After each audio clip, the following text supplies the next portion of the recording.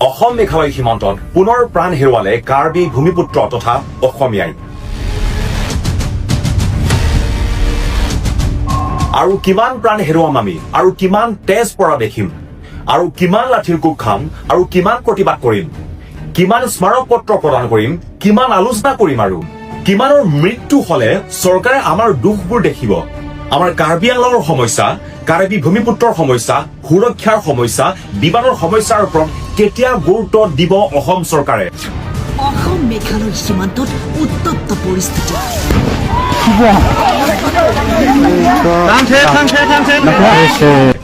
আৰু যদিহে অসম চৰকাৰে আমাক গুৰুত্ব দিব নিবিচাৰে, আমাৰ সমস্যাৰ প্ৰতি সমাধান কৰিব নিবিচাৰে, আৰু সদায় এই ভেদভাৱ বা সমদৃষ্টি যদি আমি নেদেখো, আমাক পৃথক ৰাজ্য দিয়ক, ছেপাৰেট ষ্টেট দিয়ক, সেইটো আমাৰ চিধা আৰু স্পষ্ট কথা। আৰু কাৰ্বি আংলং অসমৰ অংশ বুলি কোৱা সেইটো বন্ধ কৰক, সেইটো আমাৰ স্পষ্ট কথা। আজি এই সীমা বিবাদৰ কাৰণে আকৌ এজনেই প্ৰাণ হেৰুৱালে, আৰু এই ঘটনাৰ দায়ী কোন? দায়ী হিমন্ত বিশ্ব শৰ্মা ডাঙৰীয়া আৰু কাৰ্বি আংলঙৰ তুলিৰাম নমহাঙৰ চৰকাৰ। আৰু এটা কথা, সমগ্ৰ অসমৰ সমস্যা কাৰ্বি আংলঙৰ সমস্যা হ'ব পাৰে, তেনেহলে কাৰ্বি আংলঙৰ সমস্যা অসমৰ সমস্যা সদায় নহয় কিয়?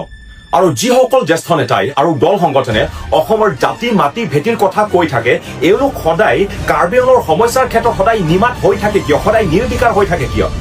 আৰু আমি 1972 অৰ্থাৎ 1972 চনত যেতিয়া অসম মেঘালয় বিভাজন হৈছিলে, সেই সময়ত আমি অসমত থকাটো বিচাৰিছিলো, অসমক আপোন কৰি লৈছিলো। কিন্তু আজি আমি গুৰুত্বহীন হৈ গৈছো। আমি এলাগী কিয়? আমাৰ প্ৰতি সন্মান, আমাৰ প্ৰতি গুৰুত্বহীন, আমাৰ প্ৰতি সমদৃষ্টি আজিলৈকে আমি দেখা পোৱা নাই কিয়? আকৌ পুনৰ কৈছো, একো যদিহে কৰিব নোৱাৰে, আমাক পৃথক ৰাজ্য অৰ্থাৎ ছেপাৰেট ষ্টেট আমাক প্ৰাণ কৰক, আমাক দিয়ক। আৰু আপোনালোকে এটা কথা উপলব্ধি কৰক, আজি অসমৰ সকলো জনগোষ্ঠীয়ে পৃথক ৰাজ্য বিচাৰিছে কিয়? বড়ো, ডিমাচা, কাৰ্বি, তিৱা, কোচ, কছাৰী সকলোৱে পৃথক ৰাজ্য বিচাৰিছে কিয়? কাৰণ অসম চৰকাৰে আমাক সুৰক্ষা দিব পৰা নাই, আৰু জনগোষ্ঠীয় লোকসকলক উচিত সন্মান আৰু প্ৰাপ্য দিব পৰা নাই।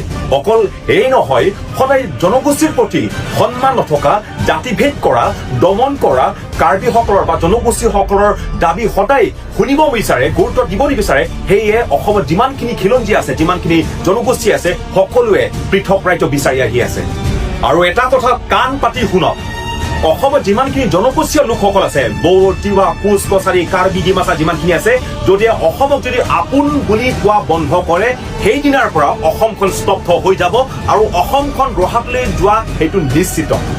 আৰু এই ঘটনা হ'বলগীয়া হৈছে সেইটো দিয়া আৰু লোৱা নীতিৰ বাবে, যিটো গিভ এণ্ড টেক পলিচি বুলি আমি জানো, যি হিমন্ত বিশ্ব শৰ্মা তথা অসমৰ মুখ্যমন্ত্ৰীয়ে মেঘালয়ৰ সৈতে চুক্তি স্বাক্ষৰিত কৰা হৈছিল, যি কাৰ্বি আংলঙৰ 12 লাখ বিঘাতকৈ বেছি মেঘালয়ক দিয়া হ'ব।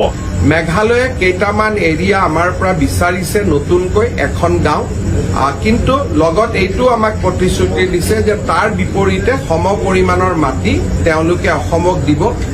কিন্তু 1951 অৰ্থাৎ 1951 চনৰ 13 এপ্ৰিল দিনাত যি সীমা নিৰ্ধাৰণ হৈছিল, এতিয়াও কাৰ্বি আংলঙৰ মাটি মেঘালয়ক দিয়া কথাই নাহে।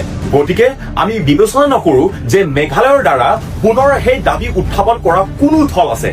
সেয়েহে আমি প্ৰতিবাদ কৰি আহি আছো, ৰাজপথ উত্তাল কৰি আহি আছো, মাত মাতি আছো, লাঠিৰ কোব খাইছো, স্মাৰক পত্ৰ প্ৰদান কৰিছো, মাত মাতি আহি আছো, যাতে সেই দিয়া আৰু লোৱা নীতি তথা গিভ এণ্ড টেক পলিচিটো বাতিল কৰিব লাগে। আৰু চৰকাৰে কাৰ্বিসকলৰ দাবী আজিলৈকে পূৰণ নকৰাৰ কাৰণে, চৰকাৰে আজিলৈকে সেই দিয়া আৰু লোৱা নীতি অৰ্থাৎ গিভ এণ্ড টেক পলিচি আজিলৈকে বাতিল নকৰাৰ কাৰণে আকৌ এবাৰ কাৰ্বি সমাজৰ পৰা এজন কাৰ্বিসকলৰ প্ৰাণ হেৰাবলগীয়া হৈছে। আৰু দুখ লগা কথা, মুখ্যমন্ত্ৰীৰ এই ক্ষেত্ৰত কোনো গুৰুত্ব নাই। সেয়েহে ধিক্কাৰ এই চৰকাৰক, ধিক্কাৰ মুখ্যমন্ত্ৰীক। আৰু এই চুক্তিৰ বাবেই আজি কাৰ্বি খিলঞ্জীয়াৰ প্ৰাণ হেৰুৱাবলগীয়া হোৱাটো আমাৰ বাবে অতি দুখৰ বিষয়।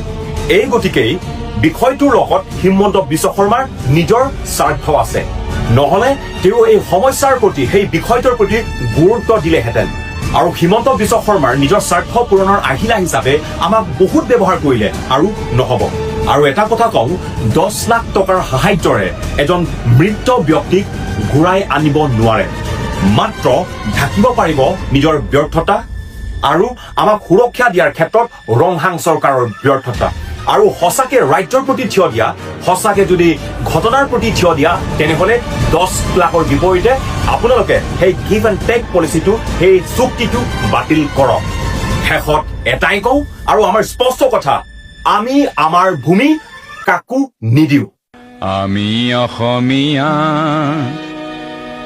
নহওঁ দুখীয়া বুলি সান্তনা লভিলে নহ'ব। আজিৰ অসমীয়াই নিজক নিচিনিলে অসম ৰসাতলে যাব।